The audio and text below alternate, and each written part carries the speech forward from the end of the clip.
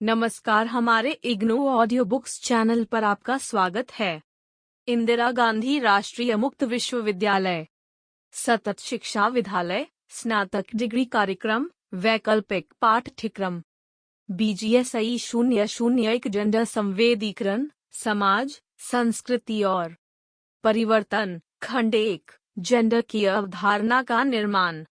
इकाई 2 जेंडर और लैंगिकताएं सेक्सुअलिटीज 2.1 प्रस्तावना।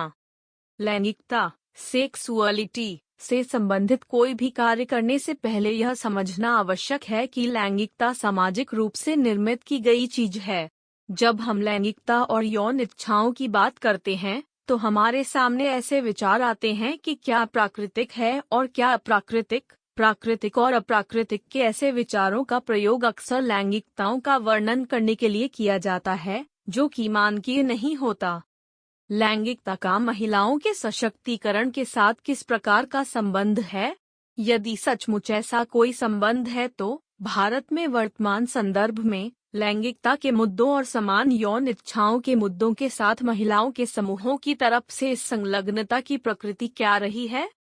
इन लक्ष्यों की तरफ आगे बढ़ते हुए जिन मुद्दों की इस इकाई में चर्चा की गई है, उनमें विचारों से जुड़े हुए आवश्यकतावाद एसेंशियलिज्म को और लैंगिकता से जुड़ी हुई पहचानों को चुनौती देना शामिल है। इसमें ये मुद्दे भी शामिल हैं कि लैंगिकता हमारे जीवन को किस तरह प्रभावित करती है तथा लैंगिकता के आधार पर किया गया हाशियाकरण किस प्रकार लैंगिक श्रेणी तंत्र की तरफ ले जाता है। इस इकाई में उपरोक्त मुद्दों से संबंधित न सिर्फ सैद्धांतिक कार्य पर ध्यान आकर्षित करने का प्रयास किया गया है, बल्कि कार्यशालाओं जीवन की घटनाओं कल्पित लेखों जोखों के दौरान किए गए वार्तालापों पर भी ध्यान केंद्रित करने की कोशिश की गई है।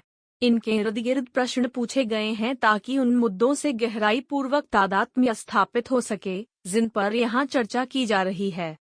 आइए इस इकाई के अध्ययन के उद्देश्यों पर निगाह डालें। 2.2 उद्देश्य। यह इकाई कोशिश करती है कि लैंगिकता की सामाजिक निर्मिति को समझने में शिक्षार्थियों को सुविधा हो।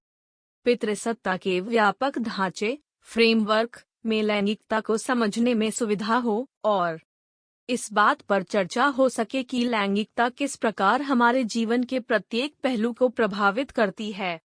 2.3 लैंगिकता सेक्सुअलिटी अवधारणा। मनुष्य के लिए लिंग सेक्स जेंडर पहचाने और भूमिकाएं लैंगिक झुकाव आनंद अंतरंगता और संतानोत्पत्ति केंद्रीय पहलू के रूप में जीवन भर शामिल रहते हैं। लैंगिकता विचारों कल्पनाओं इच्छाओं विश्वासों अभिवृत्तियों मूल्यों व्यवहारों भूमिकाओं और संबंधों में अभिव्यक्त होती है और महसूस की जाती है। हालांकि लैंगिकता इन समस्त आयामों को शामिल कर सकती है, परंतु ये सभी आयाम हमेशा महसूस या अभिव्यक्त नहीं किए जाते। लैंगिकता जीव वैज्ञानिक मनोवैज्ञानिक सामाजिक आर्थिक राजनीतिक सांस्कृतिक नैतिक कानूनी ऐतिहासिक और धार्मिक तथा आध्यात्मिक कारकों के सापेक्ष प्रभावित होती है। विश्व स्वास्थ्य संगठन ड्राफ्ट वर्किंग डेफिनेशन अक्टूबर 2002। 2.4 लैंगिकता सेक्सुअलिटी की सामाजिक निर्मिति। निम्नलिखित के स्टडी को पढ़ें और इस पर चिंतन करें। मेरा नाम अनुपमा है। मुझे भोजन पसंद है, फिर भी मेरे लिए यह बता पाना बहुत मुश्किल है कि मुझे कौन सी चीज सबसे अधिक पसंद है। पर अगर मुझे बताना ही हो, खाने की मेरी पसंदीदा चीजों में गोलगप्पे सबसे ऊपर हैं। आप में से उन लोगों के लिए जिन्होंने कभी गोलगप्पे खाने का आनंद न लिया हो, यह बताना जरूरी है कि गोलगप्पे भुने हुए आटे की गोलियां होते हैं। इनमें उबले हुए काबुली चने, उबले हुए आलू के गूदे और मसालेदार सुगंधित पानी जैसी चीजें भरी होती हैं। उन लोगों से क्षमा याचना जिन्हें गोलगप्पे पसंद हैं, क्योंकि ये उन्हें पसंद हैं और यहाँ उसका तकनीकी वर्णन किया गया डंडा। और अगर आप मुझसे पूछे कि मुझे कौन सी चीज सबसे ज्यादा नापसंद है, तो वह है चिकन बिरयानी। नमस्कार, हमारे इग्नू ऑडियो बुक्स चैनल पर आपका स्वागत है। इंदिरा गांधी राष्ट्रीय मुक्त विश्वविद्यालय सतत शिक्षा विद्यालय स्नातक डिग्री कार्यक्रम वैकल्पिक पाठ्यक्रम BGSI 001 जेंडर संवेदीकरण समाज, संस्कृति और परिवर्तन। खंड 1, जेंडर की अवधारणा का निर्माण। इकाई 2, जेंडर और लैंगिकताएं, सेक्सुअलिटीज। 2.1 प्रस्तावना। लैंगिकता, सेक्सुअलिटी से संबंधित कोई भी कार्य करने से पहले यह समझना आवश्यक है कि लैंगिकता सामाजिक रूप से निर्मित की गई चीज है।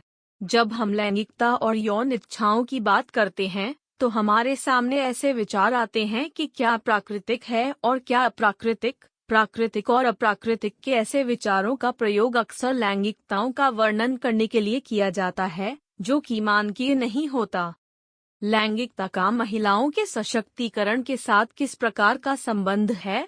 यदि सचमुच ऐसा कोई संबंध है तो भारत में वर्तमान संदर्भ में लैंगिकता के मुद्दों और समान यौन इच्छाओं के मुद्दों के साथ महिलाओं के समूहों की तरफ से इस संलग्नता की प्रकृति क्या रही है?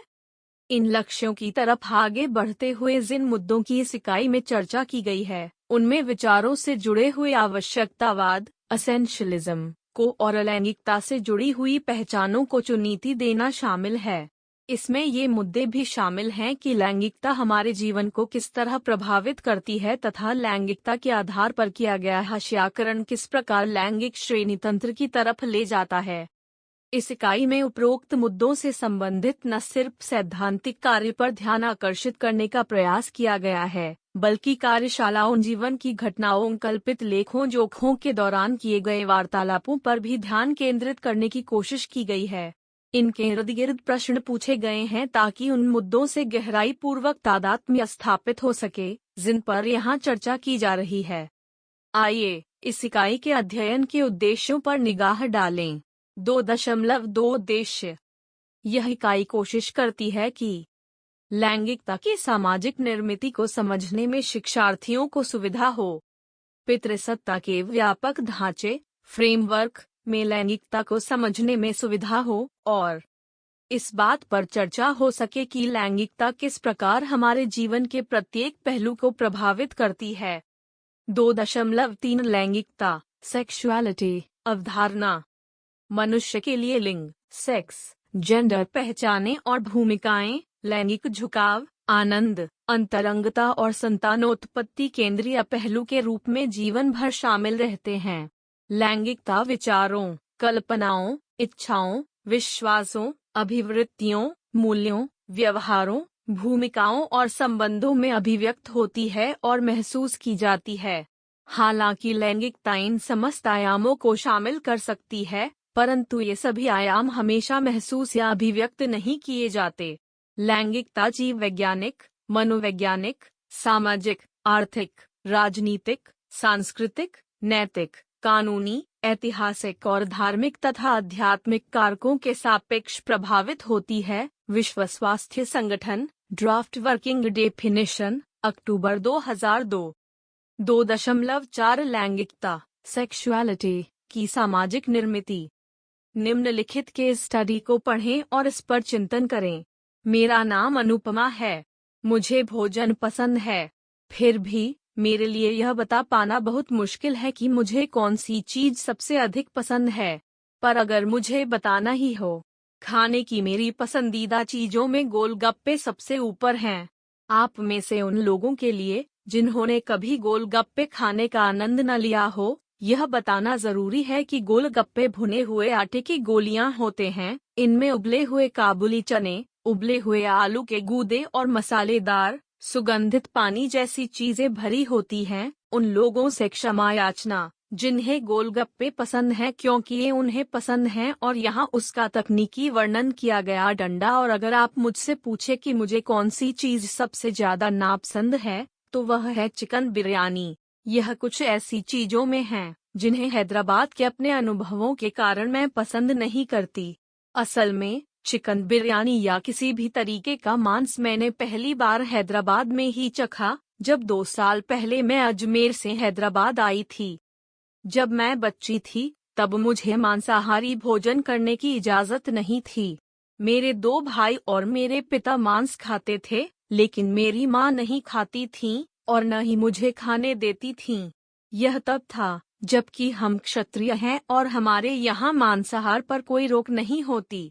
मेरी माँ मांस घर में पकाती थीं, लेकिन वे खुद नहीं खाती थीं और न ही, जैसा कि मैंने कहा, मुझे खाने देती थीं। इस बात को लेकर मैं सचमुच बहुत क्रोधित और आक्रोशित रहते हुए बड़ी हुई। जब मुझे एक नौकरी मिली और मैं लखनऊ गई, उस समय मेरी उम्र 25 साल की थी, तो वहाँ सबसे पहले मैंने यही काम किया कि मांस खाना शुरू किया। मैंने वहाँ एक दोस्त बनाया जिसका नाम पुष्पा था। वह बहुत स्वादिष्ट खाना पकाती है और खास तौर पर उसके बनाए चिकन कोरमा का पूरी दुनिया में कोई जवाब नहीं है। हालांकि मैंने महसूस किया कि तंदूरी चिकन मुझे पसंद नहीं है। यह मुझे सूखा और स्वादहीन लगता है। भगवान ही जाने कि किस तरह इतने सारे लोग तंदूरी चिकन के दीवाने बने रहते हैं। सामान्यतः हम एक दूसरे के घर जाकर खाया करते थे। हालांकि जब वह तंदूरी चिकन बनाती थी, तो मैं इडली, डोसा, ब्रेन करी या कबाब वगैरह खाने बाहर चली जाती थी। लखनऊ में मैंने ब्रेन करी के आनंद की खोज की। शुरू में तो इसे खाने में मुझे हिचकिचाहट होती थी और यह मुझे जाने पहचाने स्वाद जैसा लगता था, लेकिन अब मुझे यह बहुत पसंद है। मेरी माँ इस चीज के बारे में क्या सोचेंगी, जो मेरे लिए इतनी अद्भुत वस्तु है। आइए निम्नलिखित पर चिंतन करें। आमतौर पर यह माना जाता है कि भोजन में स्वाद जीव वैज्ञानिक, प्राकृतिक, सहज वृत्ति से युक्त और नियत होता है। अनुपमा की कहानी पढ़ने के बाद क्या आप इससे सहमत होंगे या असहमत? क्यों? अपने जवाब में आप शायद इस बात से सहमत हो सकते हैं कि भोजन में स्वाद जेंडर, जाति, वर्ग, धर्म और क्षेत्र से अत्यधिक प्रभावित होता है, यानी इसकी निर्मित सामाजिक रूप से की जाती है। अपने जेंडर के कारण अनुपमा अपने घर पर मांस नहीं खा सकती थी। उसके भाई और पिता खा सकते थे क्योंकि वे पुरुष थे। अगर वे ब्राह्मण होते तो संभव था कि वे मांसाहारी न हुए होते। जब अनुपमा लखनऊ गई, तब यह हुआ कि भांति भांति के व्यंजन उसके सामने आए और उसने विभिन्न किस्म के व्यंजनों का स्वाद लिया। अनुपमा ने मांसाहार 25 साल की उम्र में शुरू किया। यह भी कि अनुपमा शुरू में ब्रेन करी को चखने तक के लिए अनिच्छुक थी और बाद में वह ब्रेन करी पसंद करने लगी। इसलिए हम कह सकते हैं कि अनुपमा व्यापक मस्तिष्क की है। जो चीज मुझे पसंद है, संभव है कि आप उस चीज से घृणा करते हो। डंडा तमाम ऐसी चीजें हैं जिन्हें खाना अनुपमा को पसंद है। जबकि पुष्पा तंदूरी चिकन पसंद करती है, अनुपमा नहीं पसंद करती। इसके सकारात्मक और नकारात्मक आयाम हैं। अनुपमा को भोजन पसंद है। भोजन उसके लिए आनंद का स्रोत और खोजबीन की चीज रहा है।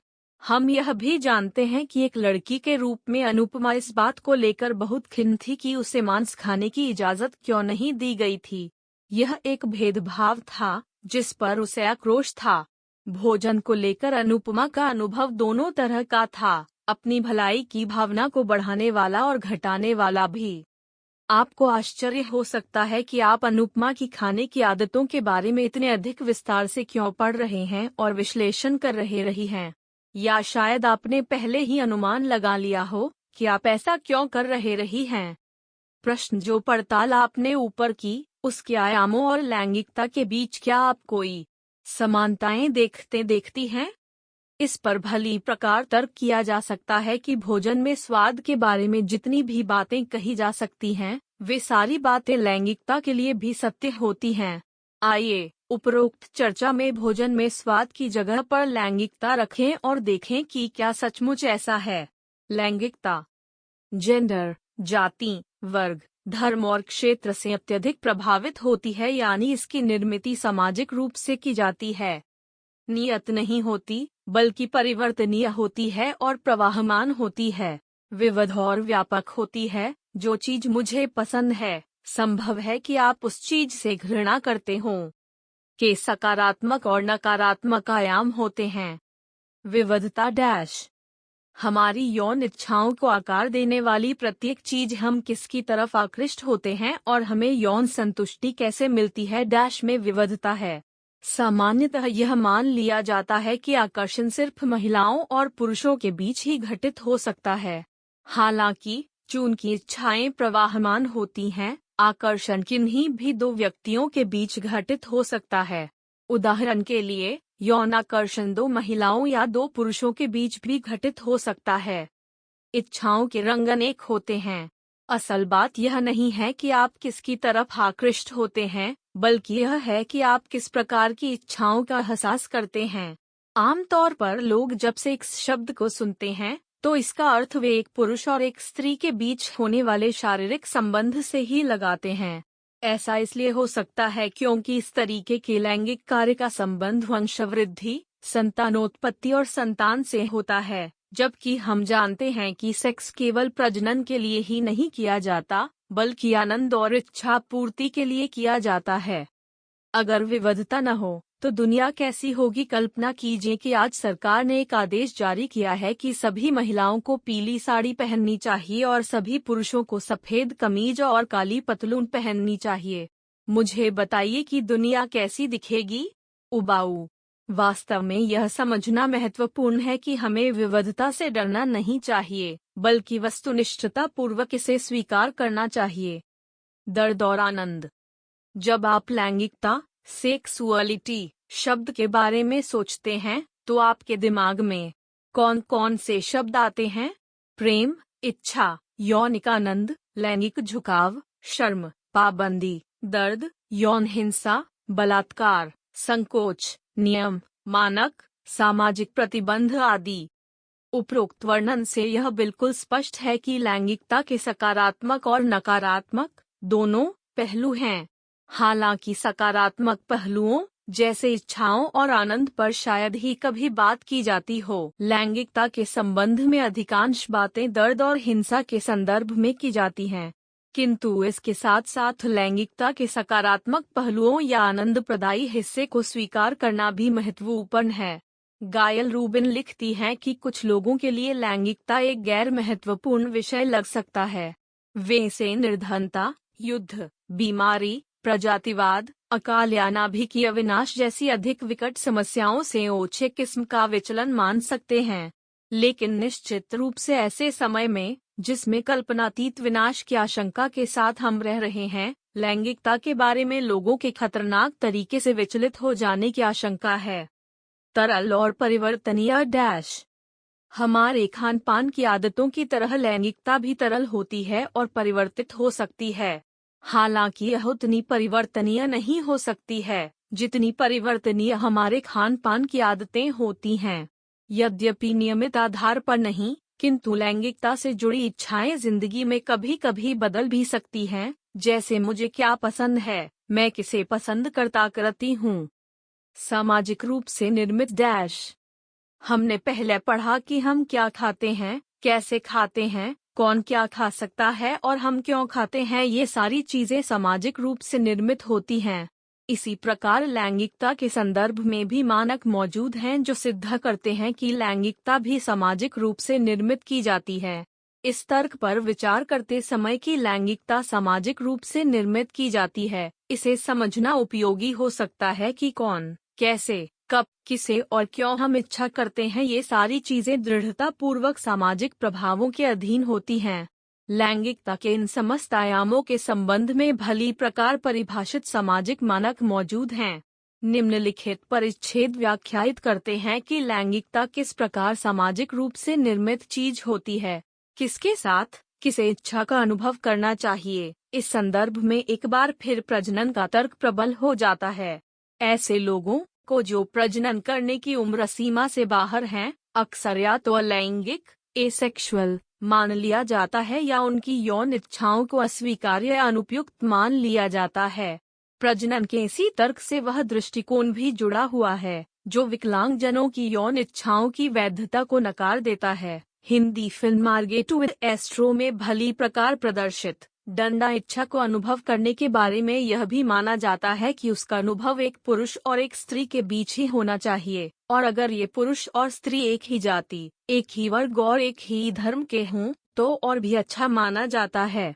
देश के कुछ भागों में अगर ये पुरुष और स्त्री अलग अलग गोत्र, उपजाति के हों तो इसे अच्छा माना जाता है। कब? विवाह के बाद। विवाह की संस्था के बाहर बनाए गए संबंध स्वीकार नहीं किए जाते तथा उन्हें आदर की निगाह से नहीं देखा जाता। कहाँ? शयन कक्ष, बेडरूम, के गोपनीयता के दायरे में। सार्वजनिक अभद्रता के लिए होटल के कमरों से मुंबई पुलिस ने 40 जोड़ों युगलों को गिरफ्तार किया। इस हद तक एक अत्यंत विचित्र घटना में मुंबई पुलिस ने मड आइलैंड और अक्सा इलाके में छापा मारा और उन जोड़ों को गिरफ्तार किया जो कथित रूप से सार्वजनिक अभद्रता फैला रहे थे। पुलिस होटल के कमरों में पहुंची और जोड़ों को कमरों से बाहर निकाल लाई। इस छापे में लगभग 40 जोड़े गिरफ्तार हुए हैं। छापे का ब्यौरा। जो लोग गिरफ्तार किए गए हैं उनसे उनके अभिभावकों को फोन कराया गया और दंड स्वरूप 1200 रुपये का जुर्माना भी लगाया गया। उनका निरादर किया गया और उन्होंने अपने मानवाधिकारों का उल्लंघन झेला। घटना दर्शाती है कि अपने नागरिकों की लैंगिकता, सेक्सुअलिटी पर राज्य किस प्रकार नियंत्रण करने की कोशिश करता है। क्या यौन इच्छा को किस प्रकार महसूस या अभिव्यक्त करना चाहिए। इस संदर्भ में केवल उसी सेक्स को सामान्य और आदरणीय समझा जाता है जो दो अलग अलग लिंग वाले लोगों के बीच घटित होता है, क्योंकि यह मनुष्य की पसंदनोत्पत्ति से जुड़ा हुआ है। हालांकि इस बात पर तर्क करना कठिन होगा कि केवल प्रजनन के लिए सेक्स वाला विक्टोरियाई विचार अभी भी सत्य ही है, तो भी प्रजनन मूलक तर्क अडिग बना हुआ है और इसे उच्च कोटि की वैधता प्राप्त है। असल में अनेक संदर्भों में सेक्स शब्द को अलग अलग लिंग के बीच होने वाले सेक्स के साथ अदल बदल कर प्रयोग किया जाता है। भारतीय संदर्भ में इसके अलावा अन्य प्रकार के सेक्सुअल कार्यों को लांछित करने की कोशिश की जाती है। क्यों सेक्स की अनुमति क्यों दी जाती है? इसका सीधा सा कारण है कि प्रजनन और संतान के लिए, आनंद के लिए किए जाने वाले सेक्स को अय्याशी माना जाता है। इस प्रकार ये कुछ ऐसे मानक हैं जो इस चीज को शासित करने का प्रयास करते हैं कि कौन, कैसे, कब और क्यों अपनी यौन इच्छाओं की पूर्ति करे। जिनके बारे में यह माना जाता है कि वे इन मानकों को तोड़ रहे हैं, उन्हें दंडित किया जाता है और उनके अधिकारों का उल्लंघन किया जाता है। समलैंगिक पुरुषों को पुलिस द्वारा प्रताड़ित किया जाता है। यौन रूप से सक्रिय बुजुर्ग लोगों का उपहास उड़ाया जाता है। अल्पवयी लोगों की लैंगिकता पर भारी पहरे लगाए जाते हैं। यौनिक अंतरक्रिया की शुरुआत करने वाली महिलाओं को फूहड़ बताया जाता है। समलैंगिक महिलाओं को विवाह करने के लिए बाध्य किया जाता है। इन मानकों के आत्मसातीकरण के माध्यम से इन मानकों के अनुपालन को सुनिश्चित करने की कोशिश की जाती है। लैंगिकता से संबंधित इन मानकों को बनाए रखने का एक महत्वपूर्ण साधन समाजीकरण की प्रक्रियाएं हैं, जो हमारे यौन व्यवहार और प्रतिक्रियाओं को प्राकृतिक जैसी बना देती हैं। यद्यपि हमारी इच्छाएं शायद इस चीज की सर्वाधिक आवेगपूर्ण और गहनतम अभिव्यक्ति के रूप में महसूस की जा सकती हैं कि वास्तव में हम हैं कौन, लैंगिकता की निर्मिति सामाजिक रूप से ही की जाती है। भोजन और लैंगिकता में अंतर। जैसा कि आप देख चुके हैं कि भोजन और लैंगिकता में तमाम समानताएं हैं, हालांकि इनमें अंतर भी है। एक आसान तरीका यह है कि हम भोजन में जितने अंतरों की बात करते हैं, उतने अंतर लैंगिकता के मामले में संभव नहीं हैं। यदि किसी मनुष्य को तंदूरी चिकन पसंद नहीं है और आपको पसंद है, तो संभव है कि इससे दो लोगों के बीच में बहुत अंतर न पैदा हो। हालांकि अगर किसी मनुष्य की यौन इच्छाएं समाज द्वारा निर्धारित किए गए मानकों से अलग हैं, तो उस मनुष्य को इसके गंभीर परिणाम भुगतने पड़ सकते हैं। आइए आगे पढ़ते हैं कि लैंगिकता कैसे जीवन का एक पहलू है। 2.5 लैंगिकता जीवन का एक पहल। विश्व स्वास्थ्य संगठन ने लैंगिकता की एक विस्तृत परिभाषा दी है। हालांकि इसे पुनः स्थापित करने की जरूरत है कि यह हमारे जीवन का केंद्रीय पहलू है। यह हमारे जीवन की लगभग सभी पेचीदगियों में मौजूद होता है और उन पेचीदगियों को सुलझाना महत्वपूर्ण है। हम आपके सामने जीवन के कुछ पहलू प्रस्तुत कर रहे हैं और आप देख सकते हैं कि किस प्रकार लैंगिकता इन सभी पहलुओं में उपस्थित है। शिक्षा। 5वीं कक्षा के बाद बच्चियों का स्कूल छोड़ देना हमारे देश का एक बड़ा मुद्दा है। प्राइमरी के बाद वाले विद्यालय, माध्यमिक विद्यालय गांव से बहुत दूर स्थित होते हैं। शिक्षा के संदर्भ में हम इसे जेंडर का एक मुद्दा कह सकते हैं, लेकिन क्या सचमुच यह जेंडर का ही एक मुद्दा है? अगर आप स्कूल छोड़ने वाली इन बालिकाओं के माता पिता से बात करेंगे तो वे आपको बताएंगे कि चूंकि विद्यालय गांवों से बहुत दूर हैं, इसलिए उन्हें यह डर है कि विद्यालय आते जाते समय रास्ते में उनकी बच्चियों के साथ कुछ घटित न हो जाए। इस कुछ से उनका तात्पर्य यौन हिंसा से होता है या इस बात से होता है कि कुछ लड़कियां अपनी लैंगिकता का उपभोग न करने लगें। चलना फिरना। महिलाओं को रात में बाहर जाने की अनुमति नहीं होती है। महिला छात्रावासों में अधिकांशतः लड़कियों को यह अनुमति नहीं दी जाती कि वे रात में बाहर जाएं। कुछ विश्वविद्यालयों में उन्होंने पिंजड़ा तोड़ आंदोलन प्रारंभ किया है, जो छात्रावासों को पिंजड़ों यानी कैद खाने के रूप में देखता है। यह भी लैंगिकता से ही जुड़ा हुआ है, क्योंकि प्राधिकारियों को डर है कि लड़कियों को यौन हिंसा का सामना न करना पड़ जाए। प्राधिकारी आपको बताएंगे कि वे लड़कियों को सुरक्षित करने का प्रयास कर रहे हैं, लेकिन यह सिर्फ सुरक्षा का ही मसला नहीं है। उन्हें यह डर है कि अगर लड़कियों को स्वतंत्रता दे दी गई तो वे सहमतिपूर्वक संबंधों या सेक्स में संलग्न हो सकती हैं। चिकित्सक द्वारा इलाज। शरीर के कुछ ऐसे अंग जो प्रजनन और यौन स्वास्थ्य से संबंधित हैं, उन्हें गुप्त अंग कहा जाता है। लड़कियों से यह उम्मीद की जाती है कि वे इन अंगों के संबंध में शर्म किया करें। इसलिए जब कभी इन अंगों के संबंध में स्वास्थ्य संबंधी कोई मुद्दा उठ खड़ा होता है, तो चिकित्सकों को ऐसे अंग दिखाते समय लड़कियां शर्माती हैं। आमतौर पर ऐसे मुद्दे छिपे ही रह जाते हैं। आप सुन रहे ऑडियो लर्निंग को 2.6 लैंगिक श्रेणी तंत्र। मुख्य धारा के समाज में हम संबंधों के बारे में कुछ मानकों को सीखते हैं। संबंध एक पुरुष और एक स्त्री के बीच होना चाहिए। संबंध विवाह की संस्था के दायरे के भीतर ही बनाया जाना चाहिए। संबंध ऐसे पुरुष और स्त्री के बीच होना चाहिए जो एक ही जाति, एक ही धर्म और एक ही वर्ग के हों। आप सोच रहे होंगे कि इन मानकों में गलती ही क्या है। यह समझना महत्वपूर्ण है कि जो लोग इन मानकों को स्वीकार नहीं करते, उन्हें उनके जीवन में दंडित किया जाता है। उन्हें तरह तरह के भेदभाव का सामना करना पड़ता है। समाज उन्हें स्वीकार नहीं करता और कई बार उन्हें मृत्यु का भी सामना करना पड़ सकता है। निम्नलिखित घटना अध्ययन के लिए एक मामला केस हो सकती है। बॉक्स संख्या 2.1। समलैंगिक जोड़े ने आत्महत्या की। Manotosh Chakraborty. Times News Network. जनवरी 24, 2011। दक्षिणी 24 परगना के एक गांव में 2 किशोर समलैंगिक लड़कियों ने आत्महत्या कर ली।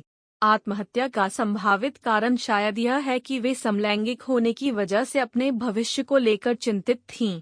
पुलिस ने 19 वर्षीय बॉबी साहा और 17 वर्षीय पूजा मंडल के शव बोरल के त्रिपुरा सुंदरी इलाके में स्थित बॉबी के घर से दरवाजा तोड़ने के बाद बरामद किए हैं। पोस्टमार्टम की रिपोर्ट बताती है कि इन दोनों लड़कियों ने साथ साथ जहर खाया और एक दूसरे की बाहों में मरने के लिए हाथ पकड़कर लेट गईं। पुलिस ने कहा, ऐसा लगता है कि दोनों लड़कियों के बीच शारीरिक संबंध थे, लेकिन अपने भविष्य की अनिश्चितता को लेकर वे अवसादग्रस्त थीं और इसीलिए इन लड़कियों ने आत्महत्या कर ली। बताया जाता है कि इन लड़कियों के असामान्य व्यवहार के कारण पड़ोसियों से आलोचना झेलने के बावजूद इनके परिवारों में नजदीकी आपसी संबंध था। बॉबी पुरुषों की तरह कपड़े पहनती थी और पुरुषों की तरह ही व्यवहार करती थी, जबकि पूजा किसी आम लड़की की तरह थी। इस प्रकार उपरोक्त घटना दर्शाती है कि समाज पुरुष और स्त्री के बीच के संबंधों को छोड़कर किसी अन्य प्रकार के संबंध का अनुमोदन नहीं करता।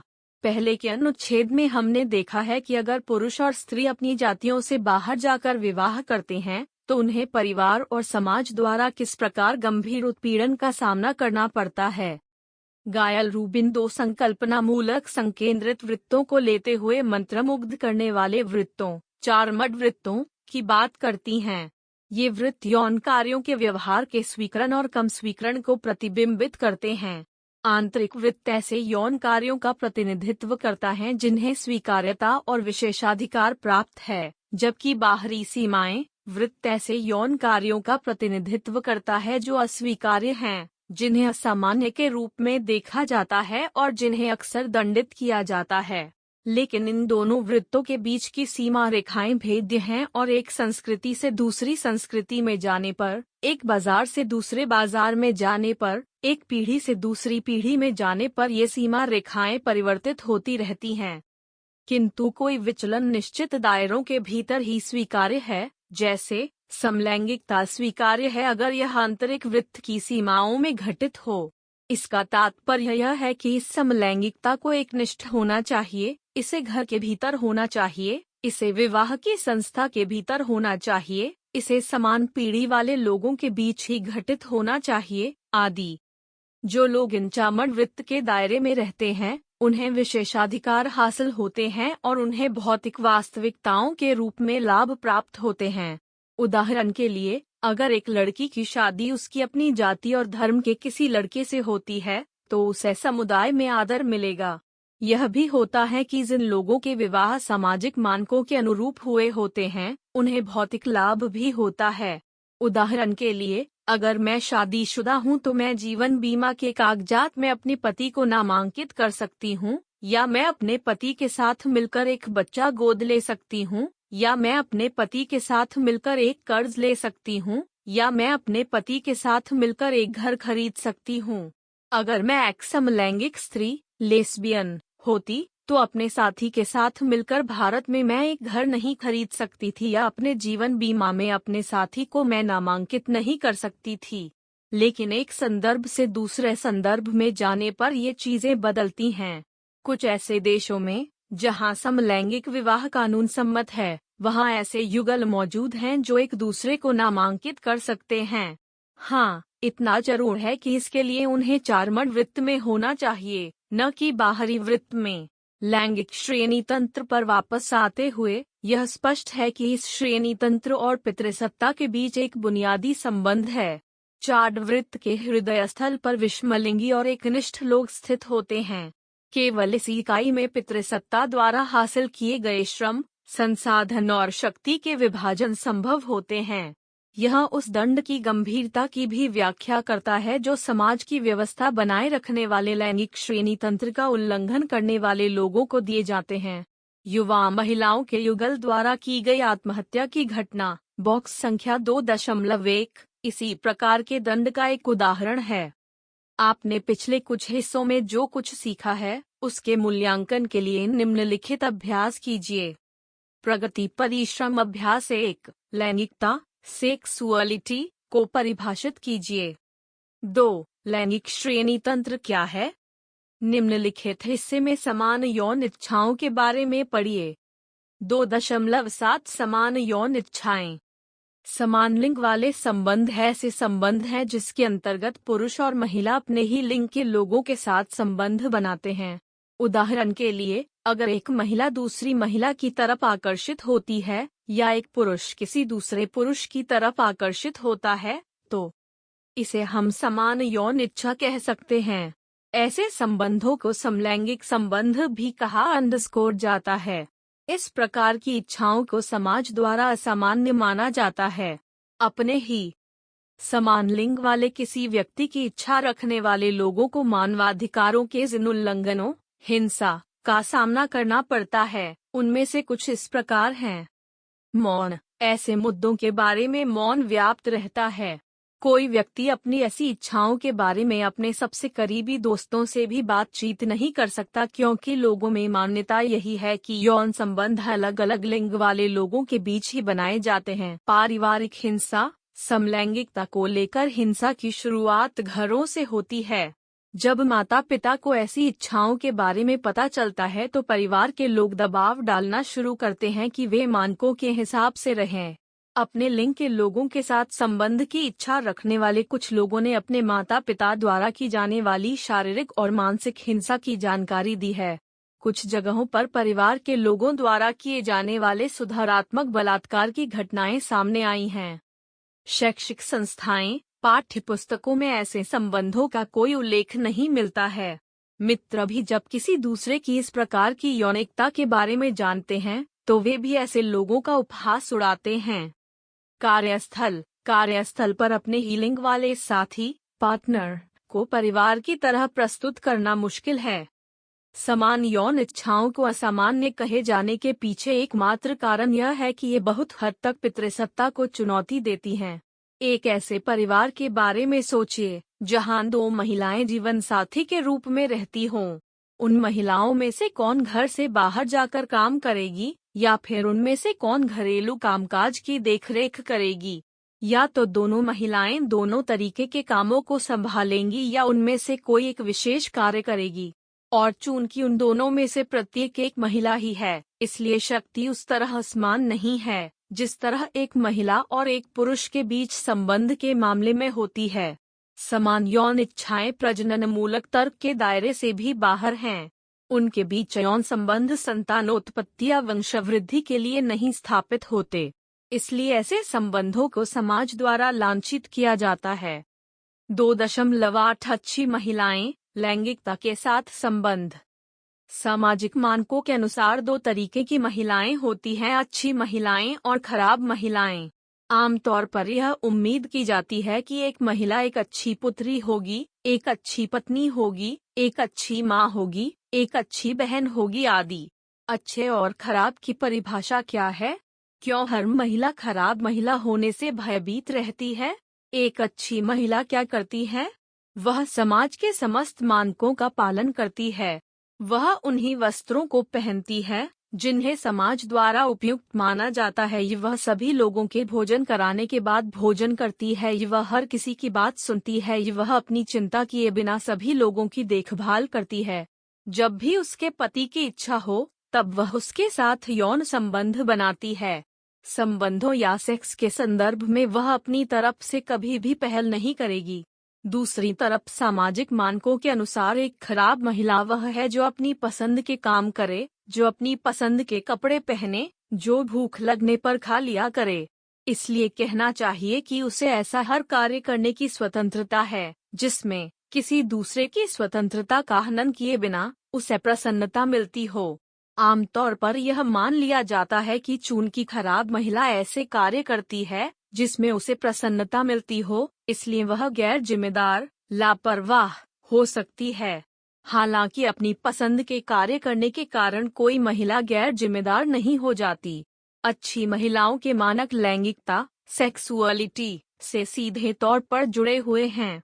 उदाहरण के लिए, एक अच्छी महिला अपने पति को सेक्स के लिए कभी भी ना नहीं कहेगी। वह किसी अन्य पुरुष से बातचीत नहीं करेगी। वह उन्हीं कपड़ों को पहनेगी जिनके बारे में समाज जोर देता है कि यही कपड़े पहनने चाहिए। इसलिए ये मानक लैंगिकता से सीधे तौर पर जुड़े हुए हैं। 2.9 यौन सुख और सशक्तिकरण। इस बात के जटिल कारण है कि क्यों नारीवादियों समेत अनेक महिलाएं लैंगिकता को लेकर उत्सुक होने की तरफ आगे बढ़ी हैं। कैरोल वैंस ने इनमें से अनेक कारणों को शक्तिशाली तरीके से पहचाना और गिनाया है। महिलाएं अपनी माताओं द्वारा इस बात के लिए समाजीकृत कर दी जाती हैं कि वे अपने कपड़ों को बहुत साधारण रखें, अपनी पैंट ऊपर करके पहनें और अपने शरीर को अजनबियों से दूर रखें। ऐसी महिलाएं जब अपने यौन आवेगों के अनुभव हासिल करती हैं, तो उसे खतरनाक माना जाता है। इसके कारण उन्हें सुरक्षित दायरे से बाहर कार्य करने वाली महिला मान लिया जाता है। महिलाओं की लैंगिकता को बाह्य नियंत्रण और समाजीकरण की आंतरिक प्रक्रियाएं किस तरह साथ साथ प्रभावित करती हैं, इस विषय पर आगे बढ़ते हुए डॉक्टर वैंस लिखती हैं कि जेंडर असमानता के भीषण परिणामों में न सिर्फ पाशविक हिंसा शामिल हो सकती है, बल्कि महिलाओं के आवेगों का आत्मसातीकृत नियंत्रण, आत्मसंशय और चिंता के साथ इच्छा को शुरू होते ही मार देना भी शामिल हो सकते हैं। बॉक्स संख्या 2.2 जेंडर एवं लैंगिकता पर निरंतर ट्रस्ट द्वारा ग्रामीण राजस्थान, भारत का एक पश्चिमी राज्य में अनौपचारिक अध्यापकों के साथ की गई एक कार्यशाला में एक वृत्तचित्र के एक दृश्य में एक परिचर्चा की गई थी। इस परिचर्चा में युवा लड़कों का एक समूह लड़कियों के साथ अपने यौन अनुभवों को लेकर आपस में बातचीत करता है। उनमें से एक लड़का लड़कियों की प्रतिक्रिया पर टिप्पणी करता है और यह कहता है कि अगर लड़कियां न भी कहती हैं, तो भी उनका असल तात्पर्य यहाँ ही होता है। यह एक ऐसी टिप्पणी थी जो कार्यशाला में पुरुष अध्यापकों से सशक्त तरीके से मेल खाती थी। हालांकि महिला अध्यापकों में से एक ने कहा कि अगर अपनी तरफ रुख करने वाले किसी पुरुष को कोई महिला न कहती है, तो पुरुषों के लिए उसे यह कहकर खारिज कर देना आम बात है कि अगर एक महिला न भी कहती है, तो उसका असल तात्पर्य यहाँ ही होता है। और अगर कोई महिला उस पुरुष को हाँ कह देती है जो उसमें रुचि दिखा रहा है, तो तुरंत उस महिला को ढीले ढाले चरित्र का करार दे दिया जाएगा। महिलाओं के पास हाँ कहने का रास्ता ही नहीं है, चाहे वे हाँ कहना ही क्यों न चाहती हों। इस वजह से पुरुषों के लिए यह रास्ता खुल जाता है कि जब महिलाएं न कहें तो वे महिलाओं को झिड़क दें और उस न को हाँ मान ले डंडा। परिचर्चा का निष्कर्ष इस सीख के रूप में निकला कि महिलाओं को न कहने का अधिकार केवल तभी मिलेगा जब उन्हें हाँ कहने का अधिकार मिल जाए। लैंगिकता और सशक्तिकरण के बीच के एक महत्वपूर्ण जुड़ाव का संबंध महिलाओं द्वारा अपनी यौन इच्छाओं को अभिव्यक्त करने और अवांछित यौनिक ध्यानाकर्षणों को न कहने के रूप में महिलाओं की शारीरिक अखंडता से है। स्रोत लेखक द्वारा अपनी तरफ से। अंततः हम कह सकते हैं कि लैंगिक सेक्सुअल सशक्तिकरण किसी व्यक्ति द्वारा अपनी स्वयं की खुशी के बारे में सोचने की योग्यता है, यौन इच्छाओं के महत्व की पहचान करना और उन्हें अभिव्यक्त करने के योग्य होना है। इस संदर्भ में लैंगिकता सेक्सुअलिटी की भूमिका को समझना है कि महिलाओं का दमन क्यों और किस प्रकार होता है। अधिकारों को हासिल करने के लिए लैंगिकता से संबंधित बाधाओं की पहचान करना और उनसे निपटने का प्रयास करना है। एक दूसरे की तरफ की जाने वाली निर्णयमूलक अभिवृत्तियों जजमेंटल एटीट्यूड्स पर सवाल उठाना और इस प्रकार समुदायों को सशक्त बनाना है। 2.10 सारांश। इस इकाई में आपने सीखा कि लैंगिकता सेक्सुअलिटी का तात्पर्य क्या है और सेक्स से यह किस प्रकार भिन्न है। लैंगिकता सामाजिक रूप से भी निर्मित की जाती है, श्रेणी तंत्रीय प्रकृति की होती है और पितृसत्ता द्वारा नियंत्रित की जाती है। यह भी कि एक पुरुष और एक स्त्री के बीच के यौन संबंधों को छोड़कर बाकी सभी प्रकार के यौन संबंध समाज द्वारा स्वीकृत नहीं किए जाते हैं। इकाई का समापन लैंगिक सशक्तिकरण पर एक परिचर्चा से होता है। 2.12 अभ्यास के लिए प्रश्न 1 लैंगिकता सेक्सुअलिटी को परिभाषित कीजिए। 2 व्याख्या कीजिए कि लैंगिकता किस प्रकार सामाजिक रूप से निर्मित की जाती है। 3 अच्छी और खराब महिलाओं के बीच समाज किस प्रकार अंतर करता है।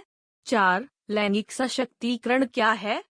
धन्यवाद, मिलते हैं अगले वीडियो में।